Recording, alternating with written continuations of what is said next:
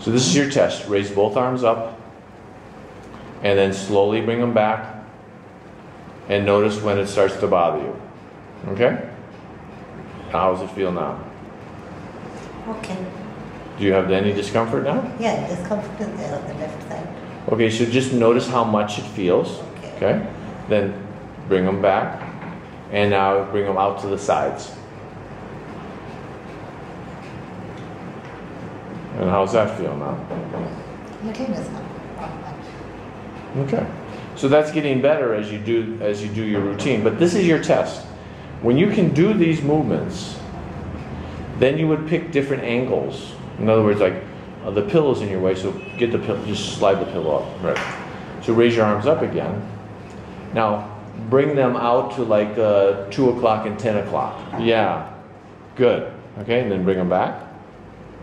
And now bring them down, but a little higher again. No, not that high. In between.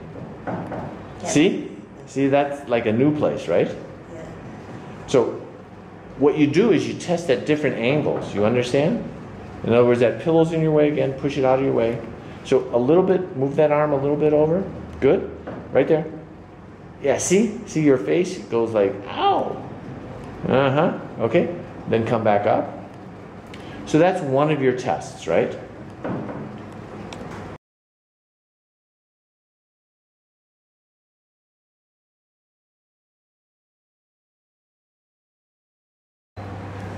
So now on your first exercise, it's a movement. So you bend both knees higher. Good. Now, you reach the right arm, yes. You try to bring your left ear to the floor. Yes. But your top knee, Sunita, is sliding on your bottom knee. So a little bit, trust me. It's just a little bit. Yeah. Okay, and then back again. Roll back your head on the arm. Now see how much easier this is now? Yeah. I mean, it looks easier to me. Okay? And all you're trying to do is get the arm, do it again. You're just trying to get the arm further and further back, and then you're trying to twist the arm back. Yes? Knees are sliding, that top knee is sliding. Can you cue her to see how her top knee is past her bottom knee? She doesn't realize that. So just give her a sense of bringing the pelvis back. So that, yeah, see now how that makes your shoulder and hand slide away? Sunita? Yeah. You know, so you can't reach as far. So you got to stabilize where your pelvis is. And then that's it. And then come back up. Rest. Good.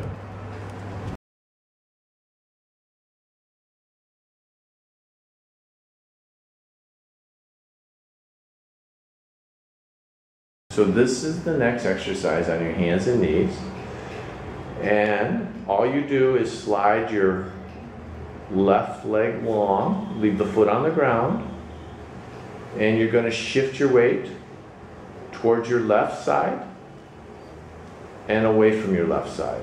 So you're just putting more weight onto the left. Feel that left hand. That's it. That's it. Until you can find out that you can bring that up. No, not that hand. Bring the other hand. Yes. Good. Now put the knee down. Put the knee down. Now a progression would be is to lift your right hand up. No, leave the left knee down this time. That's it. Now the progression would be, no, don't sit back. Don't sit back. Just try to lift your right hand up without sitting back. See how hard that is? Okay? Right. Now, you're going to go back to the forearm position. This is the next exercise that we're going to cover to strengthen the shoulder, especially outward rotation or external rotation, while we're helping the shoulder become more stable. In this position, we're using an approximation or pressure into the shoulder through the elbow on the floor, so that weight bearing actually helps stabilize the shoulder, and we're going to strengthen this outward rotation of the shoulder. This is a variation that is very helpful for people who lack the stability of the shoulder and a way to give them a different variation than the standard one with cables or exercise bands where you're standing and doing this outward rotation that you see. As you can see, you position where you're propped up on your elbows, you're lying on your stomach, and your hips and legs are comfortably extended behind. From this position, the position of the shoulders is important. Try not to sag from the shoulder blades. Push through the shoulder blades, pushing your elbows into the ground, and also make sure that the shoulders rather, don't come up towards the ears, but they're coming down towards the hips. So into the floor and down away from your ears.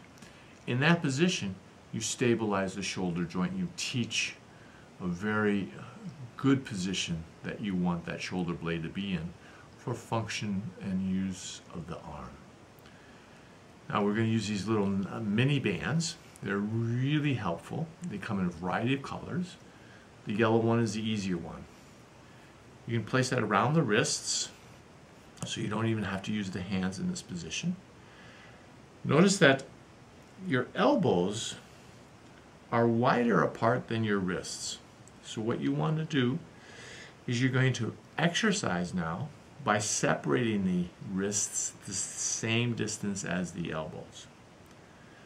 So in this position, what I want you to work on is proper position of the shoulder blades. Bring the elbows not real wide. This is way past the shoulder joint, so I want them underneath the shoulder joint, so narrower than most people would think. Then if you have one side that's weaker than the other, you might find that you can't get that rotation easily of that movement.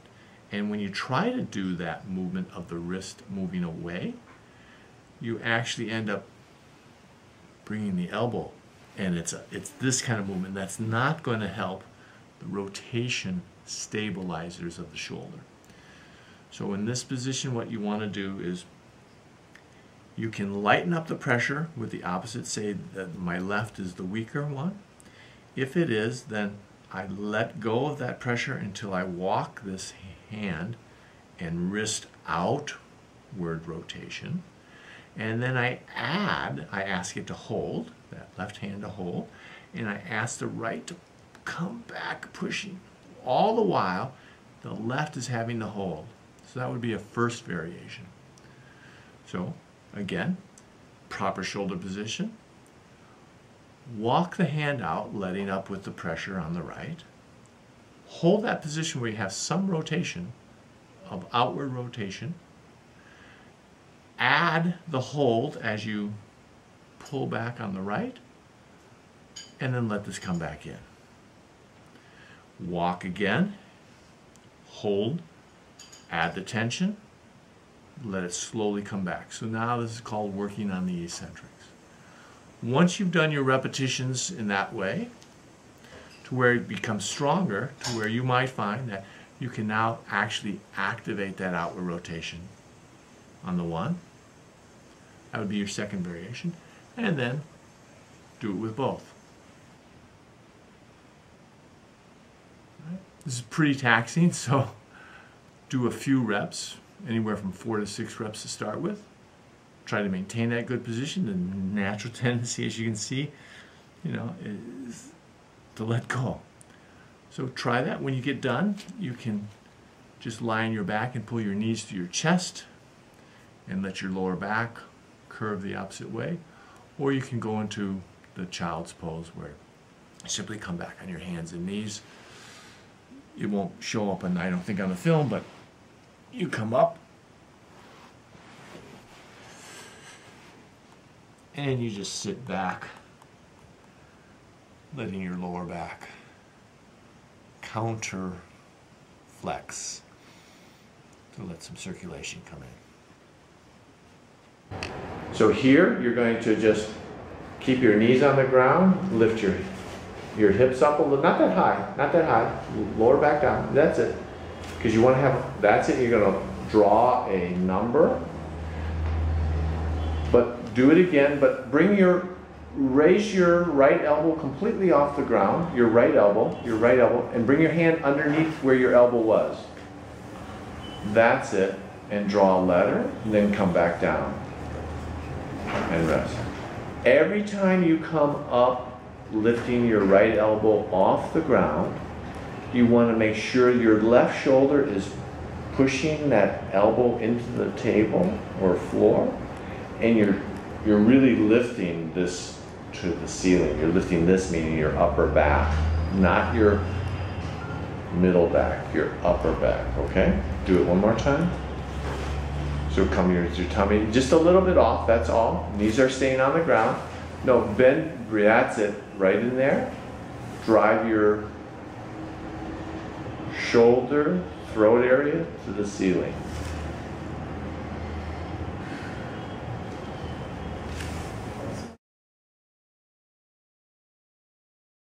Yeah, as long as your knees stay on the ground, that's good. Good, rest.